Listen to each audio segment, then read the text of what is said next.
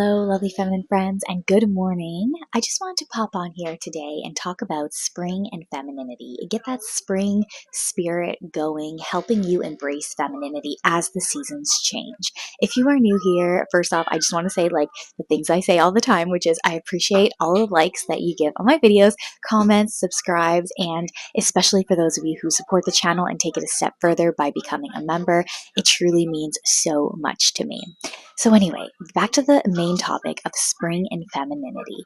I have said countless times on my channel that I am very pro using the new year, using the change in seasons, using the fluctuations in your menstrual cycle, for example, anything that gives you that momentum, that extra push to begin new habits or get back on track with your feminine goals. And spring is a wonderful time to do so because it truly is like the calm after the storm. Winter, again, the menstrual cycle, the follicular phase before the ovulatory phase, that stage that really helps you set up the foundation for success, for your feminine vibrancy to flourish in that peak season, which would be summer. So when it comes to seasons and maximizing your femininity, summer in terms of sundresses, going outside, the beach, the actual feminine body is very focused on the summer season, but the true work happens in spring. The foundation is laid in spring. So even just talking about the body, do you have fitness goals? Do you have beauty goals? Do you want to, work on your hair before summer hits? Do you want to set up a new fitness routine? Do you want to eat better? All those things should be done in spring and using the momentum to do so to maximize your femininity, to get ready for summer, and to also carry through those good habits throughout the rest of the year when we enter those dark seasons like late fall as well as winter that are drudgerous. And especially because spring is a season that isn't too warm, even for those of you who live in hot climates, you can really maximize time outdoors. And I'm a big proponent of doing so as a feminine woman. This doesn't mean that you are necessarily an outdoors person.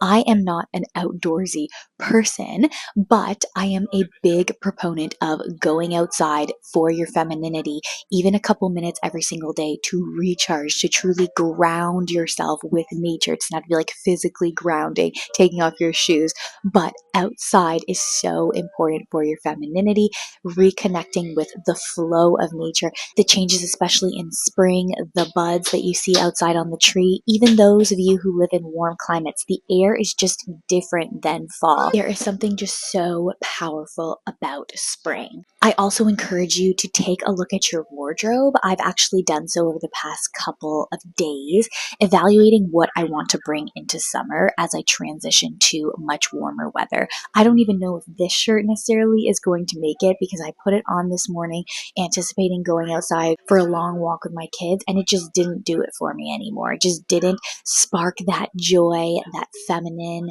girliness. It didn't necessarily make me feel cute and pretty. So everything that I find doesn't look absolutely great on me, I throw it away. I mean, obviously not in the trash, I donate it, but it doesn't stay in my wardrobe. And that's another reason why I have a pretty minimal wardrobe, and that is just what works for me. For many of you, you don't want to just throw things away on a whim, so you can store those things away in a couple bins and you can revisit them next season or in a couple months. If you find yourself gravitating towards that item, you might need to reintroduce it back into your wardrobe, but you get the picture here. Really use it as a time to do spring cleaning, but especially towards your femininity.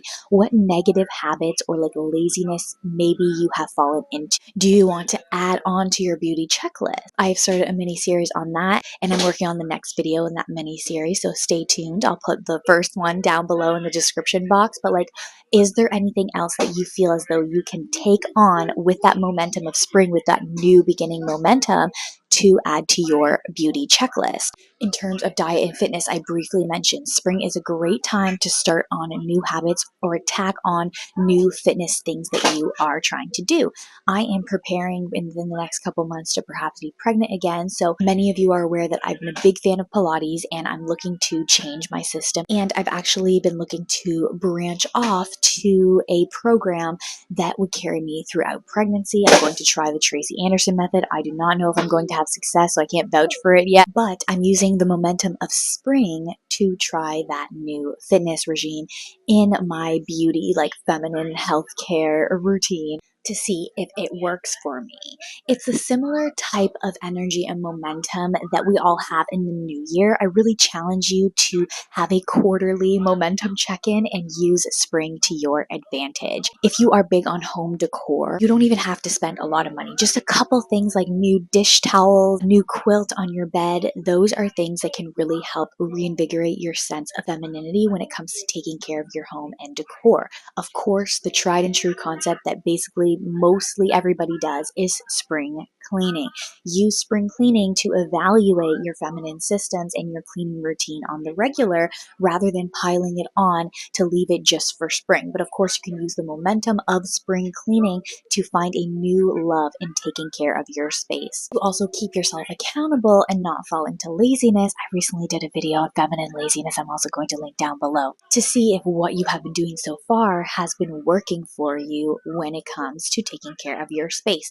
Taking care of your space is a highly feminine thing to do. I don't care what the haters say in terms of stereotypes and gender. Taking care of your space is so important for the feminine woman. And this doesn't mean that you have to be a highly curated space type of person. Having just a clean space might do it for you. We are all different in our femininity, and it doesn't mean that like one person is more feminine than the other based on their home decor.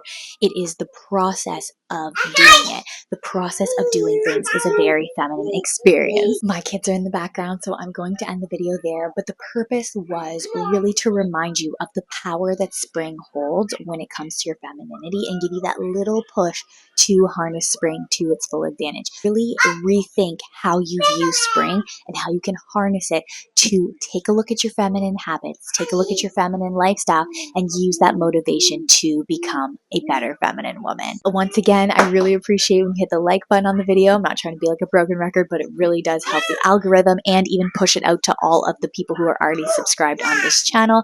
Leave your comments down below. What are your spring plans? And once again, I do have to say thank you so much to everybody who has become a member. It truly has helped me put out more consistent content on this channel to have all of your support, and I'll see you next time. Bye-bye.